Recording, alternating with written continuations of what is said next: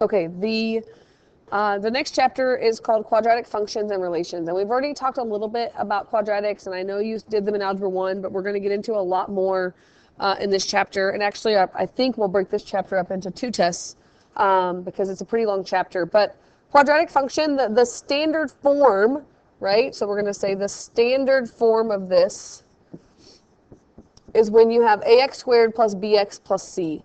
This is your quadratic term because it has the x squared. This is your linear term because it's x to the first, and then this is your constant. A cannot be 0 in a quadratic function because if it was, it wouldn't be a quadratic anymore. And remember that the shape of a quadratic function is a parabola. It's that U-shaped graph that we've seen already this year. So before we get into all the formulas, if I asked you to graph this by hand, you would have to just pick a bunch of points, and that's kind of a hard concept to do. But if you just picked a bunch of points like -2, -1, 0, 1, and 2, you just plug them in and see what you get. If you plug -2 in here, and we'll talk about this more in class, you have to be really careful typing that in your calculator because -2 squared is 4. Your calculator might say -4 if you don't put it in parentheses. 3 times -2 is -6. So 4 minus 6 is negative. 2 minus 1 would be -3. And you'd have to do this for all of these, and I'm not going to waste a ton of time on this video doing this, but if I did -1, that would be 1 minus 3 minus 1, which would just be also -3, is that true? If I did 0, 0 would just be -1, because this would be 0, this would be 0. If I plugged 1 in there, that would be 1 plus 3 minus 1, or 4 minus 1 is 3. And if I put 2 in there, 2 squared is 4, 3 times 2 is 6, minus 1, or 10 minus 1 is 9. So let's graph the points I have and see what we have. So at -2, I have that it's -3. At -1, I also have that it's -3. At 0, I have -1. At 1, I have 3. And at 2, I have 9. I'm going to go one more. I'm going to type -3 in and see what I get. -3 squared is 9. 3 times -3 is -9 minus 1, which is what I thought was going to happen here. At -3, I also get -1. So if you remember anything about parabolas, they're symmetric, which means that without plugging it in, I know that the next point going to the left would be here, and the next one would be up at 9, because it's the same on both sides. What I don't have is my my vertex, right? Like it should come down to a little U here, like right here, I would guess, that this is going to go up like this, and this side's going to go up like this. That point right there is called my vertex, and the vertex cuts that graph right in half. And remember that that line is called the axis of symmetry. But there's a better way than just randomly guessing and checking to make these graphs, okay? So,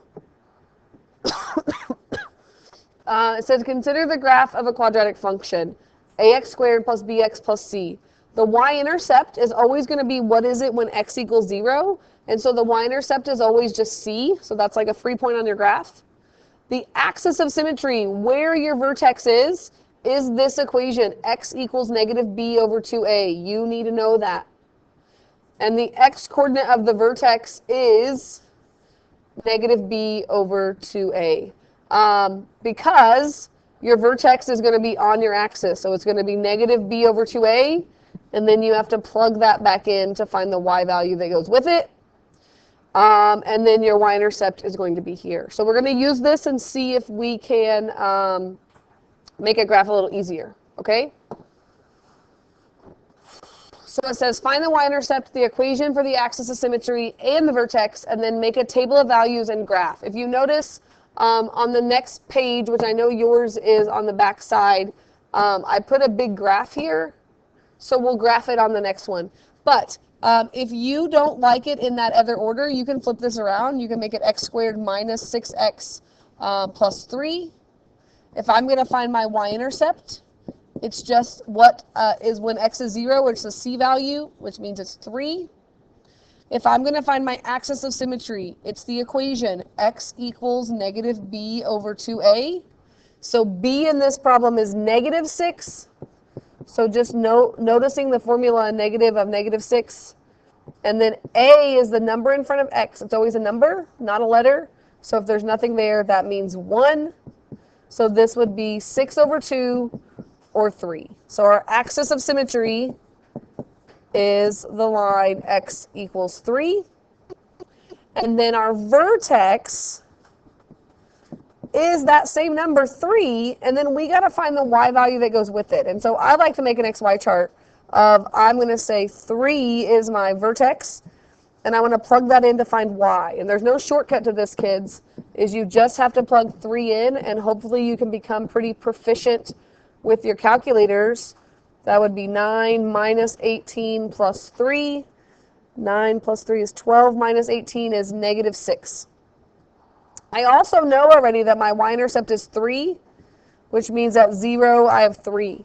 So let me show you how we can graph this pretty easily now. I always graph the vertex first. So the vertex is 3, negative 6.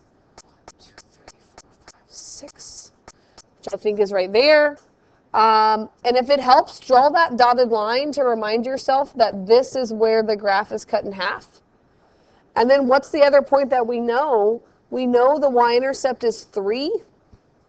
And we don't really have to pick any more points because we can just flip it over to the other side, because the axis of symmetry is that line you can fold your graph on, which means there's another point over here. And then I'm just going to make that parabola shape. And I'm not going to pick any more points. The domain of every quadratic function is going to be all real numbers, because you can plug anything you want in there. The range, though, is not going to be all real numbers, because we have this lowest value.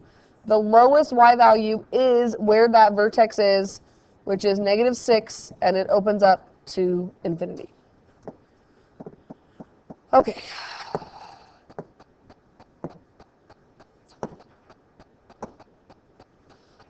So we also want to talk about whether it has a max or a min. Does it open up or is it open down? So hopefully you kind of know, if you remember from quadratics or even our transformation rules, that A is what's going to determine if it opens up or down. If it opens up, that means that A is greater than 0. So if this is a positive number, it's going to open up and it's going to have a minimum value down here, right?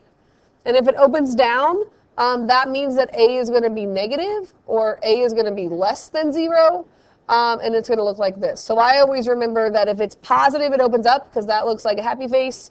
And if it's negative, it opens down, because negative is sad, right? So it says determine whether the function has a max or a min, and find the value and state the domain and range. And so the idea is we can do this without graphing, because where is that max or min going to occur every time?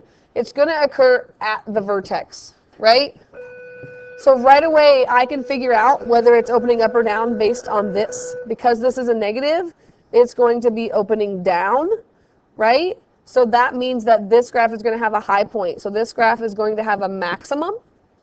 Where is that maximum? It's at the y value of the vertex, okay? At the y value of the vertex. So this is where you have to do the work. You have to do negative b over 2a. B is the middle number, so that's negative 2 over 2 times a, which in this case is negative 1. So negative 2 over negative 2 is positive 1. That is not my maximum, because that's the x-coordinate of my vertex, right? The maximum is going to occur at the y value. So how am I going to find that? I'm just going to plug 1 back into the function, and that's going to be negative 1 squared, which is negative 1. Because it's like this, plus 2 times 1 plus 3.